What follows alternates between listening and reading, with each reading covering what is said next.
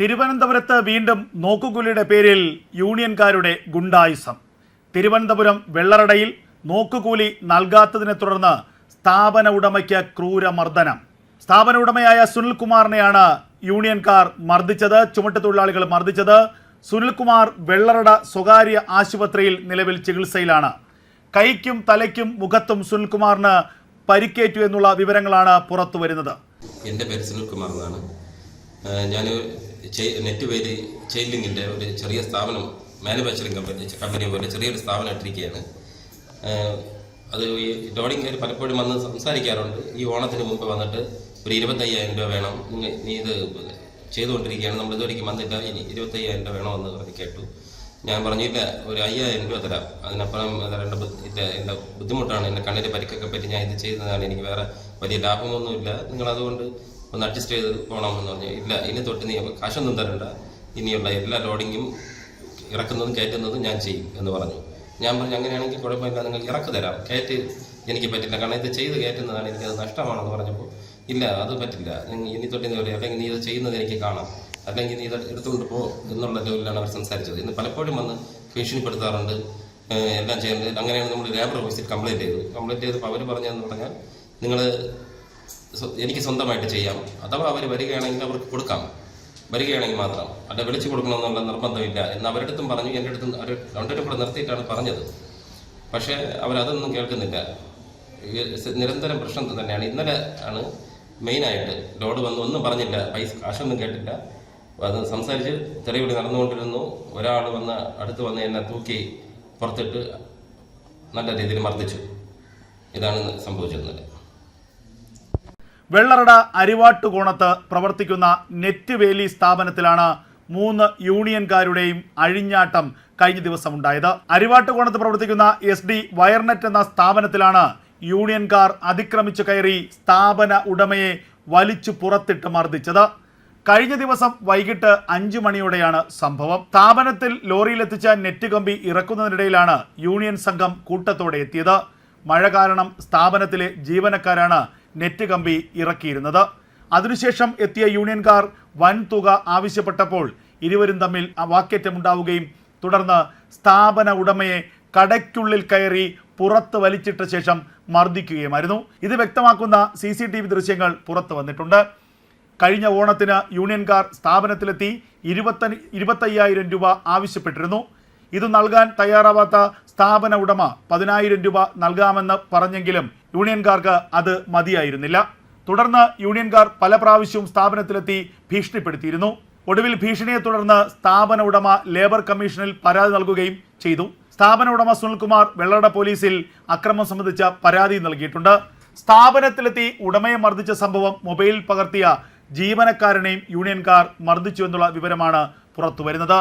ഒരു പരിഷ്കൃത സമൂഹത്തിന് ഒരിക്കലും അംഗീകരിക്കാൻ കഴിയാത്ത കാടത്തമാണ് ചുമട്ടുതൊഴിലാളികളുടെ പേരിൽ കേരളത്തിൽ അങ്ങോളം ഇങ്ങോളം ഇപ്പോൾ നടക്കുന്നത്.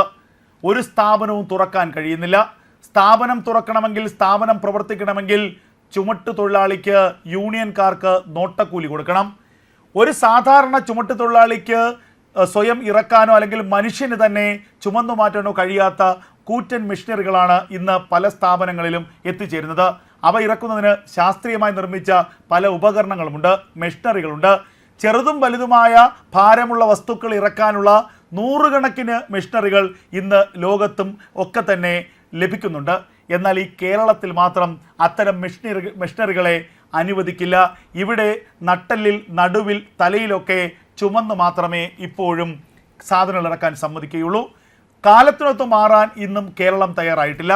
ഇത്തരം അപരിഷ്കൃതമായ ജോലികൾ ചെയ്താൽ മാത്രമേ നമ്മുടെ പ്രസ്ഥാനം നിലനിൽക്കൂ എന്ന് കരുതുന്ന കുറേ രാഷ്ട്രീയ പാർട്ടികളാണ് ഈ യൂണിയൻ ഗുണ്ടായിസത്തിന് പിന്നിലെന്നുള്ളത് വ്യക്തമാണ്. നമുക്കറിയാം, പല വ്യവസായ സ്ഥാപനങ്ങളും ഇന്ന് കേരളത്തിൽ നിന്ന് പൂട്ടിപ്പോകുന്നതിൻ്റെ പിന്നിലെ പ്രധാന കാരണം യൂണിയൻകാരുടെ ഈ അതിപ്രസരമാണ്. പിണറായി സർക്കാർ അധികാരത്തിലെത്തി 8 വർഷം പിന്നിടുമ്പോൾ കേരളത്തിൽ എത്ര യൂണിയൻ ഗുണ്ടായിസത്തിൻ്റെ കഥകളാണ് വന്നതെന്ന് നമ്മൾ ഓർക്കണം. അതിന് കാസർഗോഡെന്നോ തിരുവനന്തപുരമോ എന്ന വേർതിരിവില്ല. പ്രത്യേകിച്ച് തിരുവനന്തപുരത്ത് മാത്രം എത്ര സംഭവങ്ങൾ റിപ്പോർട്ട് ചെയ്തു. വീട്ടുടമസ്ഥനെ മർദ്ദിച്ച സംഭവം, സ്ഥാപന ഉടമയെ മർദ്ദിച്ച സംഭവം, വാഹന ഉടമയെ മർദ്ദിച്ച സംഭവം, ഇങ്ങനെ യൂണിയൻകാരുടെ ഗുണ്ടായിസത്തിൻ്റെ ഒന്നല്ല ഒട്ടനവധി കഥകൾ തന്നെയുണ്ട്, തെളിവുകൾ തന്നെയുണ്ട്. എന്നിട്ടും ഈ ഒരു വർഗത്തെ നിയന്ത്രിക്കാൻ സംസ്ഥാനത്തിലെ പോലീസിനോ രാഷ്ട്രീയ നേതൃത്വത്തിനോ കഴിയുന്നില്ല എന്നുള്ളതാണ് യാഥാർത്ഥ്യം. ലേബർ കമ്മീഷണറും ലേബർ വകുപ്പും തന്നെ പലപ്പോഴും റബ്ബർ സ്റ്റമ്പായി മാറുന്ന സാഹചര്യമാണുള്ളത്. കാരണം ഈ ഒരു കൂട്ടരെ എല്ലാ രാഷ്ട്രീയ പാർട്ടിക്കാർക്കും വേണം. തെരുവുകളിൽ ഗുണ്ടായിസം കാണിക്കാൻ, അതുപോലെ പലരെയും തെരുവുകളിൽ വിരട്ടാൻ ഒക്കെ ഈ യൂണിയൻകാരെന്ന വിഭാഗത്തിൻ്റെ പിന്തുണ, എല്ലാവരെയുമല്ല ഒരു വിഭാഗത്തിൻ്റെ പിന്തുണ രാഷ്ട്രീയ പാർട്ടിക്കാർക്ക് വേണം. അതുകൊണ്ട് തന്നെ രാഷ്ട്രീയ പാർട്ടിക്കാരും ഇവർ ചെയ്യുന്ന പല തോന്നിയവാസങ്ങൾക്ക് നേരെയും കണ്ണടയ്ക്കുകയാണ് പതിവ്. ഒരു വീട്ടിലൊരു സാധനം കൊണ്ടുവന്നാൽ, ഒരു സ്ഥാപനത്തിലൊരു സാധനം കൊണ്ടുവന്നാൽ ആ സാധനം ഇറക്കേണ്ട അവകാശവും അധികാരവും ആ സ്ഥാപന ഉടമയ്ക്കും ആ വീട്ടുടമസ്ഥനും ഉണ്ടായിരിക്കും. എന്നാൽ ഇതൊന്നും ഇവർക്ക് ബാധകമല്ല. വലിയ സാധനങ്ങൾ ക്രെയിൻ ഉപയോഗിച്ചുകൊണ്ടോ അല്ലെങ്കിൽ അതുപോലെയുള്ള കൂറ്റൻ മിഷനറികൾ ഉപയോഗിച്ചുകൊണ്ടോ സ്ഥാപന ഉടമ ഇറക്കി വച്ചാൽ ഇവർക്ക് നോട്ടക്കൂലി കൊടുക്കണം. ഇല്ലെങ്കിൽ പിന്നെ അവിടെ അടിയായി പിടിയായി മറ്റു പ്രശ്നങ്ങളായി. അതുകൊണ്ട് തന്നെ തുടക്കത്തിൽ ഞാൻ സൂചിപ്പിച്ച പോലെ ഒരു പരിഷ്കൃത സമൂഹത്തിന് ഒരിക്കലും യോജിച്ച ഒരു നടപടിയല്ല ഇവരുടെ ഭാഗത്തു നിന്നുണ്ടാകുന്നത്. നമുക്കറിയാം ആന്തൂരിലെ സാജന്റെ അവസ്ഥ, അതുപോലെ കൊല്ലം പുനലൂരിൽ വർക്ക്ഷോപ്പിൽ തൂങ്ങി മരിച്ച ഒരു പ്രവാസിയുടെ കഥ. ഇങ്ങനെ പലപ്പോഴും കൊടികുത്തിയത് കൊണ്ടും സ്ഥാപനത്തിൽ കയറി അതിക്രമം നടത്തിയത് കൊണ്ടും വ്യവസായം പൂട്ടി സ്വയം ജീവൻ തന്നെ ഇല്ലാതാക്കിയ നിരവധി പേരുടെ നാടാണ് ഈ കേരളം. എന്നിട്ടും ഇപ്പോഴും ഈ തെരുവ് ഗുണ്ടായിസത്തിൻ്റെ, ഈ യൂണിയൻകാരുടെ ഗുണ്ടായിസത്തിൻ്റെ, ഈ ചുമട്ടുതൊഴിലാളികളുടെ ഗുണ്ടായിസത്തിൻ്റെ കഥകൾ നിരന്തരം വരികയാണ്. ഇതിനെ നിയന്ത്രിക്കാൻ ഭരണകൂടത്തിന് പോലും കഴിയുന്നില്ല എന്നുള്ളതാണ് ഏറ്റവും പ്രധാനപ്പെട്ട കാര്യം. ഭരണകൂടത്തിൻ്റെ പിന്തുണയോടുകൂടി തെരുവുകൾ നടക്കുന്ന അഴിഞ്ഞാട്ടമാണിത്. അങ്ങനെ തന്നെ പറയേണ്ടി വരും.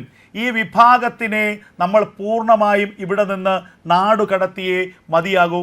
അല്ലെങ്കിൽ കേരളത്തിലെ വ്യവസായ സ്ഥാപനങ്ങൾ അടച്ചുപൂട്ടേണ്ട അവസ്ഥ വരും. കേരളത്തിലെ വ്യവസായങ്ങളെല്ലാം തകരും. കേരളത്തിൽ വ്യവസായം തുടങ്ങാതെ കേരളത്തിലെ വ്യാപാരികളെല്ലാം കേരളത്തിൽ നിന്ന് അവരുടെ കൂടും കുടുക്കയും എടുത്ത് നാട് വിടുന്ന കാലം വിദൂരമല്ല. കാരണം ആർക്കും തന്നെ ഇവിടെ പിടിച്ചു നിൽക്കാൻ കഴിയുന്നില്ല. ഇവരുടെ തെരുവ് ഗുണ്ടായിസത്തിന് മുന്നിൽ പിടിച്ചു നിൽക്കാൻ കഴിയുന്നില്ല. ആരെങ്കിലും എതിർത്താൽ കയ്യൂക്കുകൊണ്ട് അവരെ കാര്യം സാധിക്കും. അതാണ് അവസ്ഥ. പോലീസിൽ പരാതി കൊടുത്തിട്ട് കാര്യമില്ല, കാരണം പോലീസിൻ്റെ പിന്തുണ രാഷ്ട്രീയക്കാർക്കാണ്. രാഷ്ട്രീയ നേതൃത്വത്തിന് പരാതി കൊടുത്തിട്ട് കാര്യമില്ല, കാരണം രാഷ്ട്രീയ നേതൃത്വത്തിൻ്റെ പിന്തുണ ഇവർക്കാണ്. ഇത് പറയുമ്പോൾ എല്ലാ യൂണിയൻകാരും മോശക്കാരെന്നല്ല. എന്നാൽ നമ്മളിവിടെ വെള്ളറടയിൽ കണ്ടതുപോലെ, പാറശാലയിൽ കണ്ടതുപോലെ ഈ സ്ഥാപനത്തിനുള്ളിലേക്ക് കടന്നു കയറി സ്ഥാപന ഉടമയെ കൈവയ്ക്കുന്ന തരത്തിലേക്ക്, മർദ്ദിക്കുന്ന തരത്തിലേക്ക്, അല്ലെങ്കിൽ ആക്രമിക്കുന്ന തരത്തിലേക്ക് ക്രിമിനൽ സ്വഭാവമുള്ള വലിയൊരു വിഭാഗം ഈ യൂണിയൻകാരിലുണ്ട് എന്നുള്ളതാണ് യാഥാർത്ഥ്യം. അവരാണ് പലപ്പോഴും പ്രശ്നമുണ്ടാക്കുന്നത്. അവരെ നിയന്ത്രിക്കാൻ കഴിയുന്നില്ല. എന്തിനാണ് ഇത്തരത്തിൽ യൂണിയൻകാരെ, ചുമട്ടുതൊഴിലാളികളെ സർക്കാരുകൾ പിന്തുണയ്ക്കുന്നത് എന്നത് മാത്രം ആർക്കും മനസ്സിലാകുന്നില്ല. ഓരോരുത്തരും അവരുടെ വ്യവസായം ചെയ്യുമ്പോൾ, അവരുടെ വ്യാപാരം ചെയ്യുമ്പോൾ, അവരുടെ സാധന സാമഗ്രികൾ എങ്ങനെ, എവിടെ, ഏതു രീതിയിൽ ഇറക്കണമെന്നും കയറ്റണമെന്നും സംബന്ധിച്ച് അവർക്ക് സ്വാതന്ത്ര്യമുണ്ട്, അവകാശമുണ്ട്. തൊഴിലാളി നിയമങ്ങൾ തൊഴിലാളികൾക്ക് മാത്രമല്ല, പണം ഇറക്കി പണം മുടക്കി വ്യവസായം ചെയ്യുന്നവന് അവൻ്റെ വ്യവസായത്തെ സംരക്ഷിക്കാനുള്ള നിയമം കൂടിയുള്ള നാടാണ് ഇന്ത്യ, കേരളം.